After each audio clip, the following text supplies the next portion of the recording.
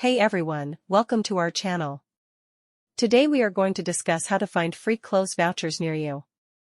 The Salvation Army has a clothing and furniture vouchers program for those seeking emergency assistance to ensure they can access clothing, furniture, and household items at thrift stores. You can contact St. Vincent Delaware Paul for free clothing assistance as well.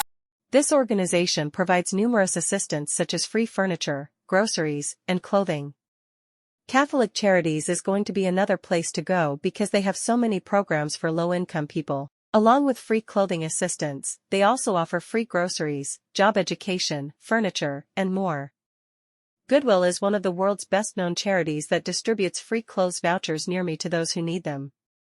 You can find churches and community centers that operate clothing closets.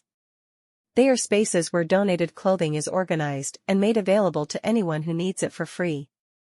For more information, visit our website getgovgrants.com where you will find each and every details on how to get free clothes vouchers. Link in the description below. Lastly, don't forget to like, share and subscribe.